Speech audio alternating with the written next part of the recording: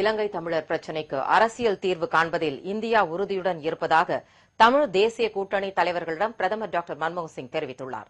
இலங்கையைச் சேர்ந்த தமிழ் தேசிய கூட்டணி எம்பிக்கள் 6 பேர் திரு சம்பந்தம் தலைமையில் டெல்லி வந்துள்ளார்கள். டெல்லியில் வெளியுறவு அமைச்சர் திரு எஸ். எம். கிருஷ்ணா மற்றும் பிரதமர் டாக்டர் மன்மோகன் சிங் ஆகியோரை அவர்கள் சந்தித்து பேசினர். பிரதமருடனான சந்திப்பின் போது இலங்கை பிரச்சினைக்கு அரசியல் தீர்வு காண்பது குறித்து ஆலோசனை நடத்துவதற்காக அமைக்கப்படும் நாடாளுமன்ற தேர்வு குழுவில் சேருவது குறித்து பரிசீலனை செய்து வருவதாகவும் இந்த விவகாரத்தில் மீண்டும் ஏமாற்றப்பட விரும்பவில்லை என்றும் தெரிவித்ததாக திரு சம்பந்தம் கூறினார்.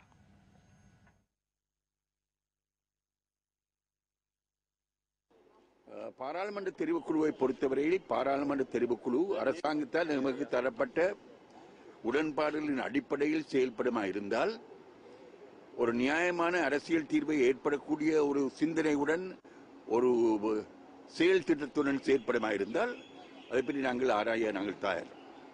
ஆனால் ஏமாற்றப்படுவதற்கு நாங்கள் பாராளுமன்ற தெரிவுக்குழுவுக்கு நாங்கள் போக தயார் இல்லை என்பதை நாங்கள் தெளிவாக கூறியிருக்கிறோம். மேலும் இலங்கையில் வாழும் தமிழர்கள் அமைதியான சூழலில் சுயமரியாதையுடனும் கௌரவத்துடனும் வாழ வேண்டும் என்ற கொள்கையிலிருந்து இந்தியா பின்வாங்கப் போவதில்லை என்று பிரதமர் உறுதியளித்ததாகவும் திரு சம்பந்தம் தெரிவித்தார்.